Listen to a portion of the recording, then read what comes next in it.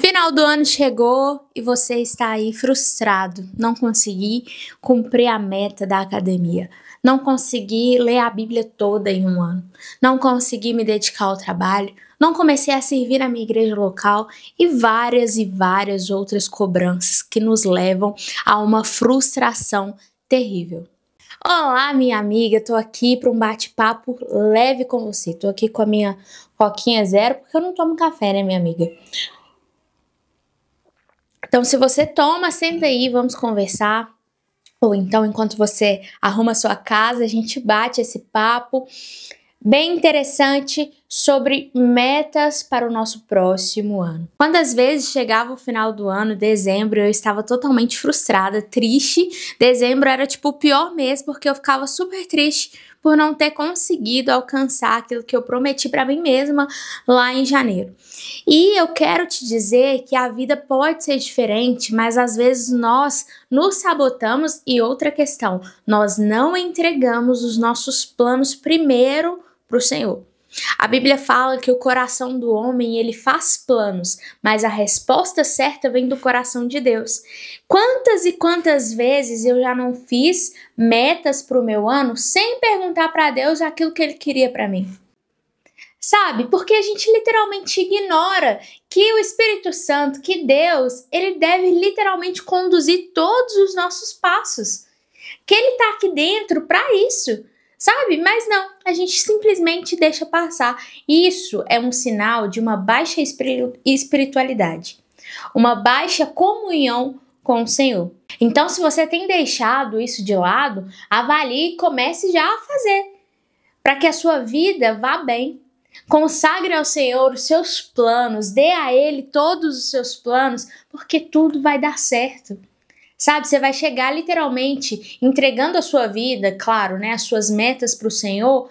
No final, você vai estar realizado, satisfeito. Isso não quer dizer que quando eu entrego a minha vida para Deus, né, eu não vou ter nenhum problema. Não existe isso. A vida do crente tem aflições, tem problemas.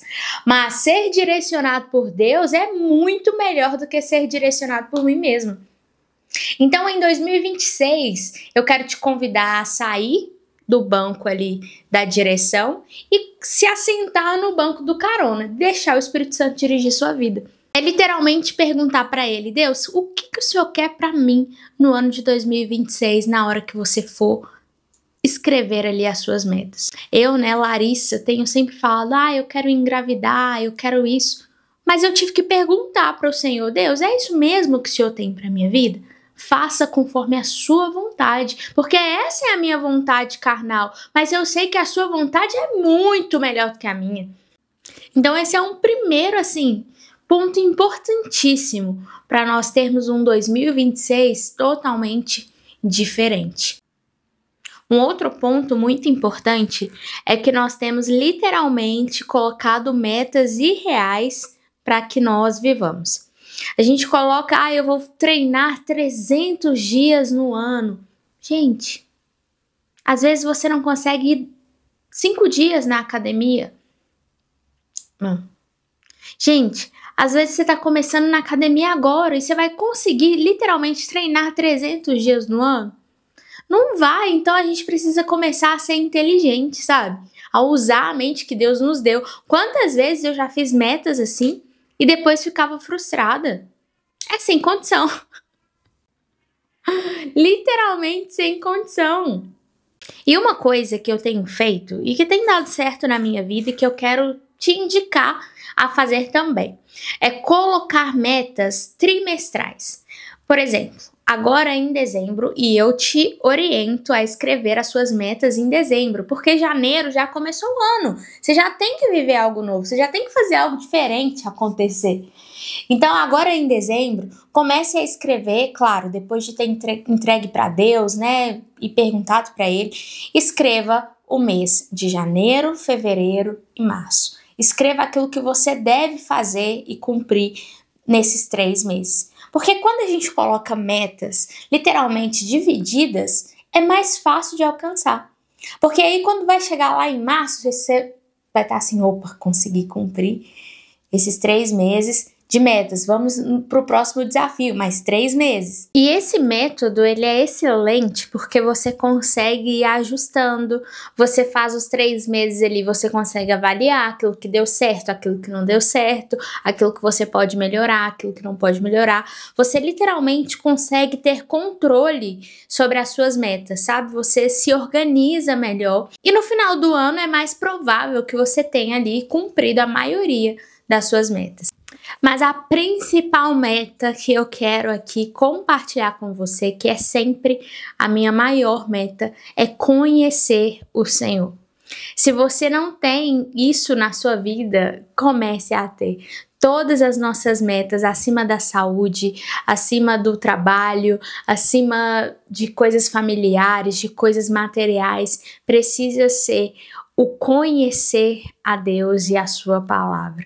Então, essa deve ser a sua prioridade no seu ano, conhecer a Jesus, conhecer e prosseguir conhecendo a Ele. Se você é uma pessoa que está cheia da palavra de Deus, todo o resto ele fica mais fácil de se organizar. Todo o restante, né, a saúde, a família, o restante, ele fica mais fácil de se organizar porque você tem a instrução dentro de você, que é a palavra. Então, que essa seja a sua principal meta. Sabe, uma coisa somente é necessária, estar na presença do Senhor todos os dias. Então priorize, nem que seja 10 minutos por dia, eu preciso passar um tempo com Deus, de conhecer a Deus. E ao longo dos dias, isso vai se aumentando.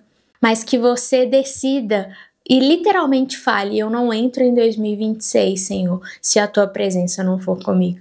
Eu não quero iniciar 2026, Senhor, se o Senhor não estiver comigo, se o Senhor não estiver literalmente de mãos dadas comigo. Sabe, uma das coisas que eu tenho sempre falado com as minhas amigas é que nós temos a oportunidade de sermos mulheres cheias da palavra de Deus. O Senhor, Ele está nos convidando a ser mulheres literalmente conhecedoras da palavra, que entendem a palavra, que tomam posse da palavra.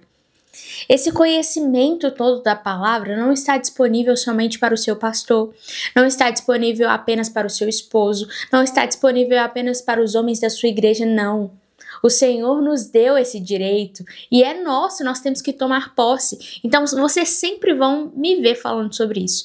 Deus nos deu esse lugar de direito, assim como Maria estava sentada ali aos pés de Jesus, sobre um lugar que era reservado somente para os homens, mas ela escolheu aquela boa parte de estar ali se alimentando da palavra, diretamente do Criador, do Salvador.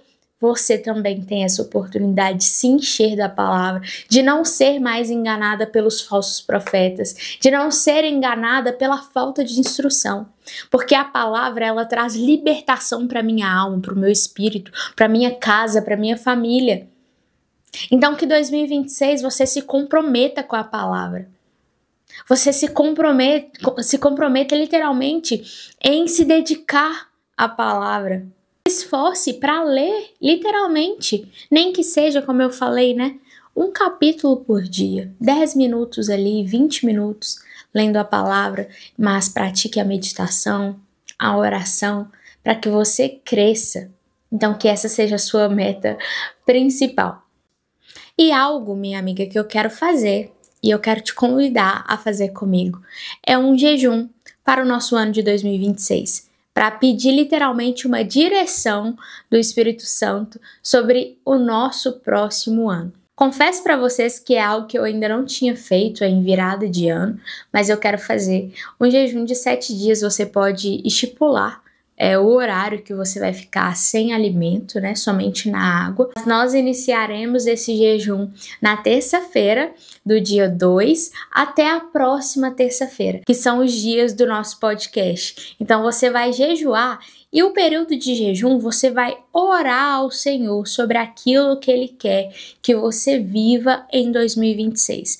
Você vai pedir a ajuda do Espírito Santo para você montar o seu planejamento trimestral ali dos 3 primeiros meses, janeiro, fevereiro e março. Então, para esses primeiros meses, eu creio que o Senhor ele vai te responder através desse período de jejum. E claro, você sabe disso. Jejum sem oração e leitura da palavra é em vão, é passar fome. E esse não é o objetivo, né? Porque nós queremos ter uma resposta, literalmente, da parte de Deus. E assim, o nosso bate-papo de hoje é para que você, literalmente, em dezembro agora, claro, se você errou, peça perdão ao Senhor, fala: Deus, eu não consegui literalmente cumprir algumas metas, me perdoe. Chora na presença de Deus, porque eu sei que dá vontade de chorar literalmente. Então, se necessário, chora, se derrama na presença dele, peça perdão, mas depois se recomponha e agradeça também, porque eu sei que Deus ele fez algo na sua vida. Em primeiro lugar, ele te deu saúde até aqui, ele te deixou viva até aqui, então você tem sempre coisas para agradecer.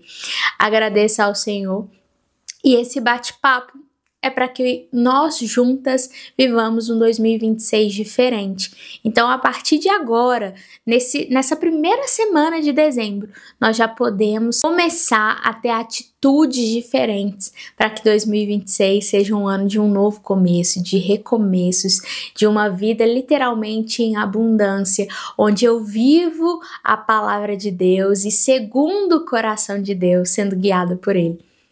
E é isso, minha amiga. Até o nosso próximo encontro. Que Deus te abençoe. E é isso.